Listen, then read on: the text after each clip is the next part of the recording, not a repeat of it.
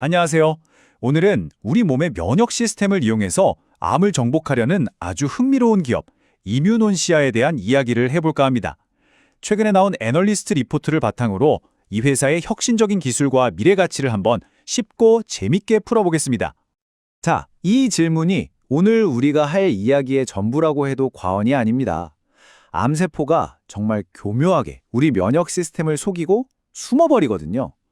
만약에 이 암세포의 위장술을 그냥 확 무력화시킬 수 있다면 어떻게 될까요? 이뮤논시아의 모든 기술은 바로 이 아이디어에서 시작됩니다. 네, 그럼 첫 번째 순서입니다. 도대체 이미노시아가 어떤 회사고 뭘 하는 곳인지부터 간단하게 짚고 넘어가죠. 이뮤논시아는요, 우리나라 대표 제약사인 유한양행이랑 미국 소렌토라는 회사가 힘을 합쳐서 만든 회사입니다. 이들의 목표는 딱 하나예요. 우리 몸의 군대, 바로 면역세포가 암세포를 더 잘 찾아내고 더 강력하게 공격할 수 있도록 돕는 그런 신약을 만드는 거죠. 그러니까 면역세포의 든든한 조력자, 그런 역할이라고 보시면 됩니다. 자, 이제부터가 진짜 재밌는 부분입니다. 과연 이뮤논시아의 신약 후보 물질들이 어떤 기발한 방법으로 암세포의 단단한 방어막을 뚫어버리는지 그 원리를 한번 들여다보겠습니다. 와, 이 비유 한번 보세요. 정말 기가 막히지 않나요? 한쪽 IMC001은 암세포가 몰래 쓰고 있던 투명 망토를 확 벗겨버리는 거고요. 다른 쪽 IMC002는 암세포가 나 먹지 마 하고 보내는 신호를 그냥 꺼버리는 거예요. 그럼 우리 몸의 청소부 세포가 바로 알아채고 꿀꺽 삼켜버리게 만드는 거죠. 전혀 다른 두 가지의 멋진 전략입니다. 먼저 IMC001부터 좀 더 자세히 볼게요. 암세포는 PDL1이라는 단백질로 온몸을 감싸고 나는 당신 편 정상세포예요 하고 우리 면역세포를 속여요. 이게 바로 그 투명 망토의 정체거든요.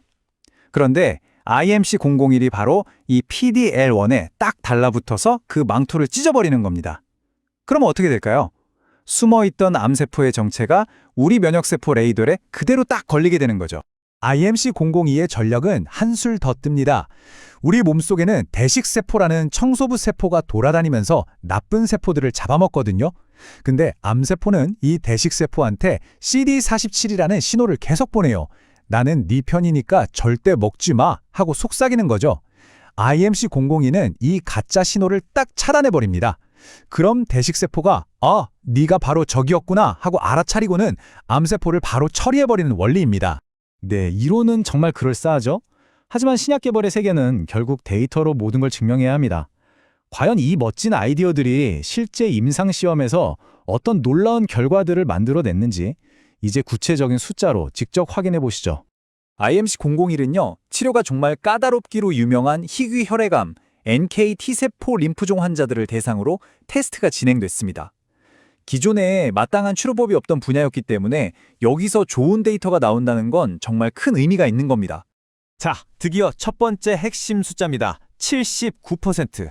이게 객관적 반응률, ORR이라는 건데요. 쉽게 말해서 치료가 어렵던 환자 10명 중 무려 8명 가까이에서 암 덩어리가 눈에 띄게 줄어들었다는 뜻입니다.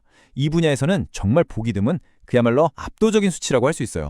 그런데 더 대단한, 어쩌면 기적이라고 불러야 할 숫자가 바로 이겁니다. 63%. 완전 관의 비율인데요.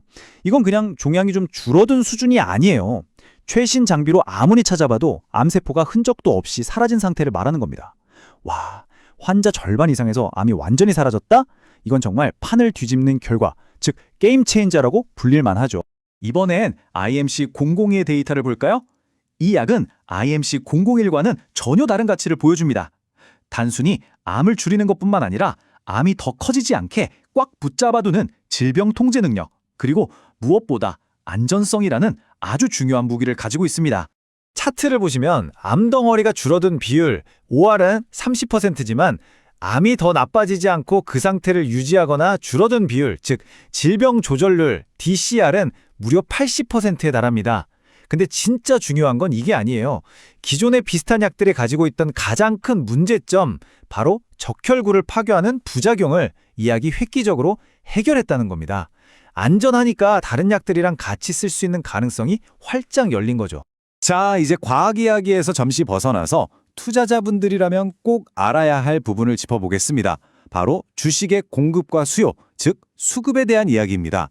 보호예수라는 건 주요 주주들이 일정 기간 동안 주식을 못 팔게 묶어두는 제도인데요. 표를 보시면 단기간에 시장에 나올 수 있었던 기관 투자자들의 물량은 이미 다 풀려서 소화가 끝났습니다.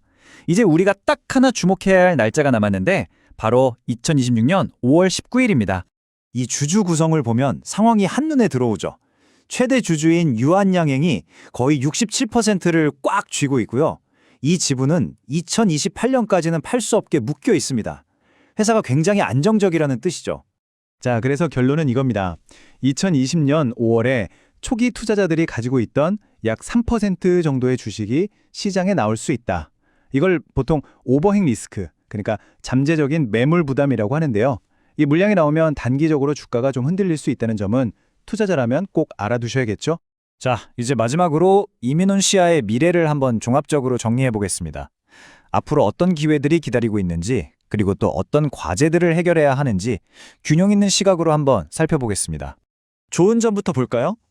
중국에 기술 수출한 계약 덕분에 앞으로 기술료가 계속 들어올 거예요. 그럼 회사에 현금이 쌓이겠죠. 그리고 다른 약들과 함께 쓰는 병용요법으로 시장을 훨씬 더 넓힐 수 있다는 기대감도 있습니다. 반면에 신약 개발은 돈이 계속 들어가는 일이라 아직은 적자고요. 아까 말씀드린 벤처 캐피털의 남은 지분이 언제 나올지 모른다는 점이 단기적인 리스크로 남아 있습니다. 이 리포트의 결론이 모든 걸 요약해 주는 것 같습니다. 상장 초기에 과연 잘 될까 하는 여러 의심들이 있었는데 이민훈시아는 결국 데이터라는 가장 확실하고 강력한 언어로 그 모든 우려를 잠재웠다는 평가입니다. 결국 이민훈시아는 가장 어렵다는 첫 번째 관문, 즉 우리 기술이 진짜 가치가 있다는 걸 데이터로 증명해내는데 성공했습니다. 이제 이 강력한 데이터를 손에 쥐고 글로벌 시장에서 어떤 그림을 그려나갈지 그들의 다음 무대가 훨씬 더 기대되는 이유입니다. 오늘 이야기는 여기까지입니다. 들어주셔서 감사합니다.